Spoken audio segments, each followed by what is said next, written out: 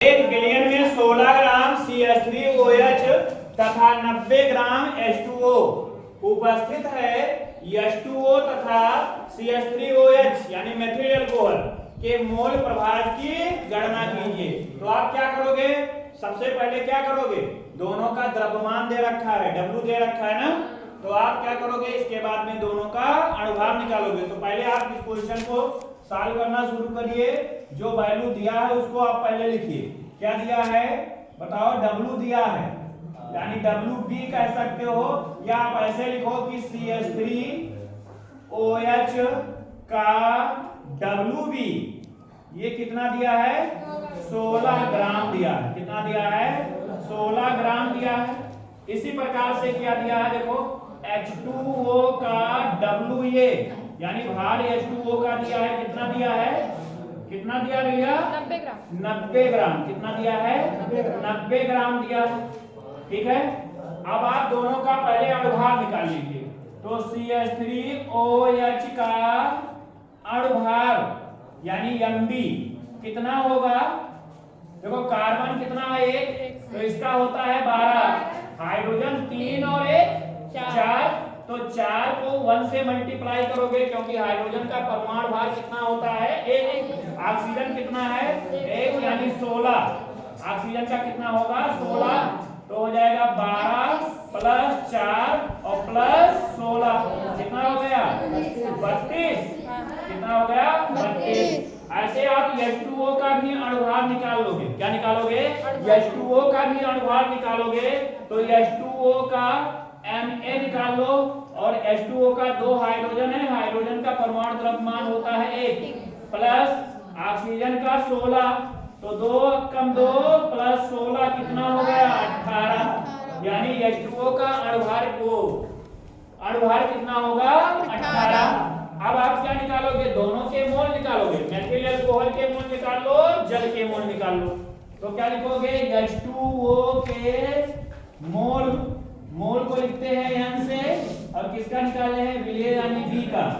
ठीक है, तो Nb क्या होगा बताओ, WB बटे क्या हो जाएगा, Mb। तो WB कितना है हमारा, WB है 16 और Mb कितना है 32, यानी ये कट के आ गया, कितना आ गया, 1/2, ये आ गया 1/2। इसी प्रकार से H2O का निकाल लो। तो H2O का कितना हो जाएगा बताओ, मोल, तो ये होगा, यानी ये बराबर क्या हो जाएगा, WA बटे MA, और WA कितना है 90, और ये कितना है, अणुभार आया है 18, तो कितना हो जाएगा 5, 18 पंचे 90। ठीक है, अगर इसको भी 1/2 को चेंज करोगे तो ये आएगा 0.5, कितना आएगा 0.5। ठीक है, यानी दोनों के मोल, H2O के मोल 0.5 यानी आधा मोल, और इसके कितने हैं 5 मोल। तो आप क्या निकालोगे, आप कुल मोल, क्या निकालोगे, कुल मोल। और कुल मोल निकालने के लिए क्या करोगे, आप दोनों के मोलों को जोड़ दोगे, यानी Nt निकालोगे। तो Nt निकालने के लिए आप क्या करोगे बताओ, Na प्लस Nb करोगे, Na प्लस क्या करोगे, Nb करोगे। तो Na का मान कितना है 5, और Nb का मान कितना है 0.5, तो 5 और 0.5 कितना हो जाएगा 5.5, यानी आप कर सकते हो 5.5। ठीक है, अब इसके बाद में आपको क्या करना है, दोनों का मोल अंश निकालना है, यानी मेथिल अल्कोहल का कितना मोल अंश है विलयन में, और जल का कितना मोल अंश है। तो आपको बताया गया था कि मोल अंश निकालने के लिए आपको क्या करना है, जिसके मोल अंश निकालना है उसके मोल बटे विलयन के कुल मोल। ठीक है, तो आप इसके बाद में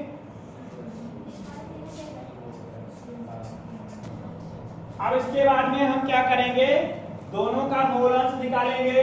तो किसका मोल अंश पहले निकालो, CH3OH का मोल अंश, यानी क्या लिखोगे, CH3OH का मोल अंश को लिखते हैं चाई से, क्योंकि विलय का निकालने हैं तो चाई भी लिख सकते हैं।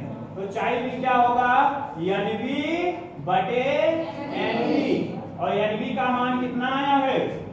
NB का मान आया है 0.5 और NT आया है कितना? 5.5, यानी कुल मोल आए हैं 5.5। अब पॉइंट से पॉइंट हट गया तो क्या बचा? 5/55, 5 अक्का 5 और 5 11, तो कितना हो गया? 1/11, यानी चाय बी का मान जो है वो कितना आ गया? 1/11 आ गया। इसी प्रकार से आप जल के मोल अंश निकालोगे तो H2O का मोल अंश यानी चाहिए बराबर क्या हो जाएगा? Na, यानी जल के मोल बटे कुल मोल यानी NT, यानी ये बटे NT। यानी A का मान कितना आया था? 5 आया था और NT का मान कितना आया है? 5.5।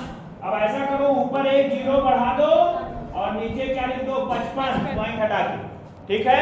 तो क्या हो जाएगा? 5 से काट दो, 5 10 बार और 5 11 बार, तो हो गया कितना? 1/11, यानी आपका चाहिए का मान आ जाएगा, यानी जल के मोल अंश आएंगे 1/11 और मेथिल अल्कोहल का जो मोल अंश है वो कितना है? 1/11, 10/11 और 1/11, ठीक है? 10/11 और 1/11, और जब आप दोनों को जोड़ोगे तो 11/11, यानी मोल अंश का योग हमेशा कितना होता है? योग 1 होता है। कितना होता है? 1 होता है।